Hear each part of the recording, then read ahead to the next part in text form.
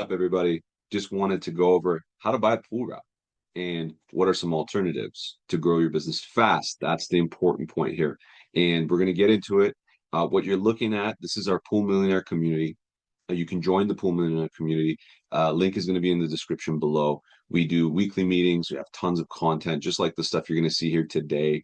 And, this is how you can get into the business and scale the business through this community.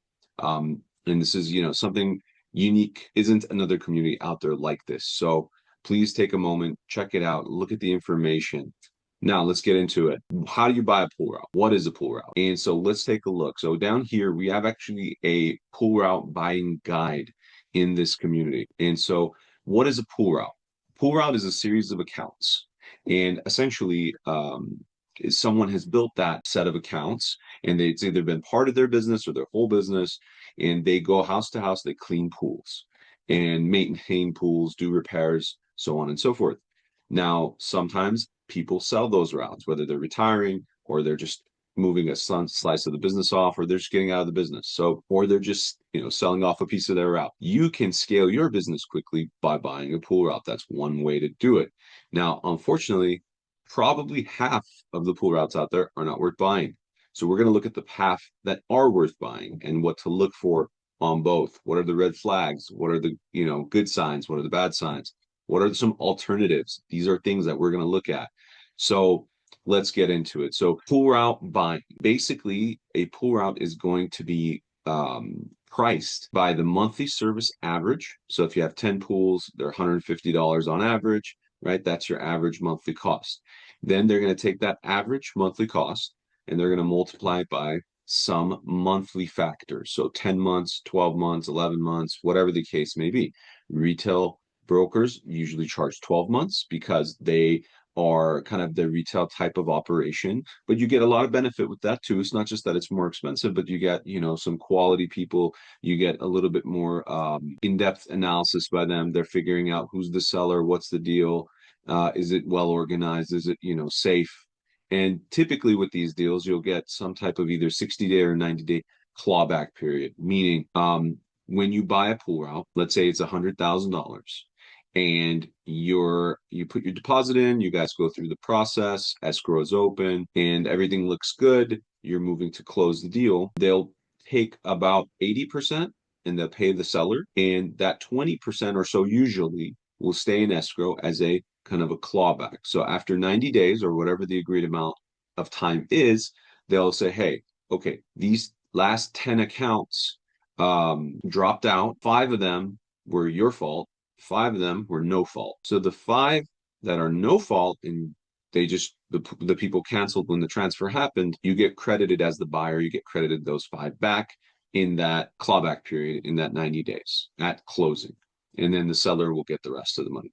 So it's a nicer, safer process when you have these kind of safeguards in place, which is great.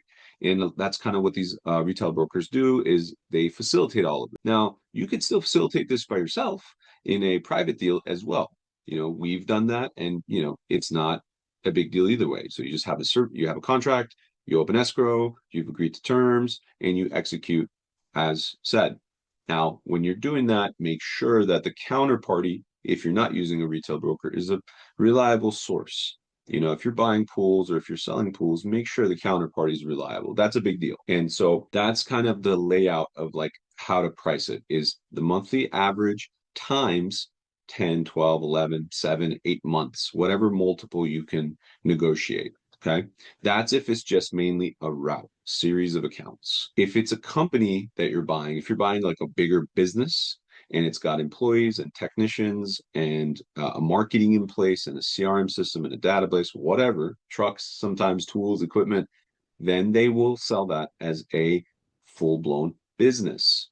Okay. And so there's a net profit times 1 year, 2 year, 3 year multiple. That's how it's priced. More like a traditional business, like you're buying a bakery or a construction company or whatever the case may be. It's more like a traditional business when it's a business. So accounts versus full business. That's a very big differentiator. And we kind of go over that in this evaluation guide you could look at.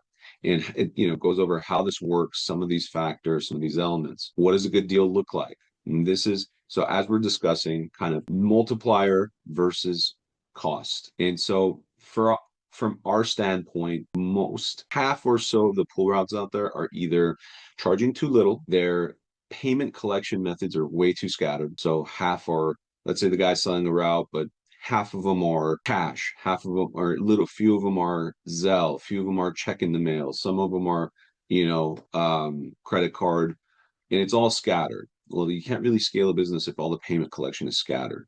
Then what happens is they don't want you to change anything in the first 90 days. And after that, then it's like if you try to change someone who's been leaving you cash on the patio or a check under the floor mat, if you try to change that person to credit card only, you may have a lot of resistance. You may lose accounts after the fact. It gets very complicated. Trust me, collecting payments is one of the hardest parts because a lot of people are late. A lot of times, even when everybody's on credit card, sometimes credit cards expire, then you got to get a new one. Or if there's been a fraud alert or something and they change their card, then you got to still reach out to people. Even if you're fully dialed in with all credit cards, you still have stuff to do at the end of the month. Now, imagine trying to chase people around, getting you a check to you or getting the Zelle done with you or whatever the case may be. Now, that might not sound like a huge deal, but when you have 300, 500 pools, and at the end of the month, you've got to chase 25 people around every month, that's an issue. And some of these accounts are set up like that. And again, like I said, some of them are not charging enough. Some of them are scattered like that. Some of them don't use any software. So there's no history, there's no images. So like they're not using Skimmer, they're not using Pool Brain. Where, what does this pool look like? How's their payment history been? Have you had any major issues there? Some of them don't have that stuff. That's less common, but these are some of the red flags. Other red flags, just the counterparty, like we talked about. Who's the guy selling the route? Are they reliable? Are they not reliable? I've heard some horror stories, even with our own clients who've bought pools before meeting us, and they've bought pools and they've had major issues. One major issue potentially is like if many of the pools are one property manager, let's say it's 30 pools, and 20 of them are under one property manager, and the account is with that one property manager. Well, what if he pulls out, a few months later and he just finds someone cheaper and you lose 20 accounts because they're all under one guy's discretion? Not good. So these are some of the big red flags and potential issues that you have to mitigate and really understand. And this guide will help you kind of understand those. So billing, customer billing, how close are the pools to each other? Are they, spread out all over town? That may be okay if you have a huge route already and you're just filling in some space. But if you're starting out and you're all, every pool is 20 minutes away from each other, that's an issue, right? How much have they been charging for filter cleans?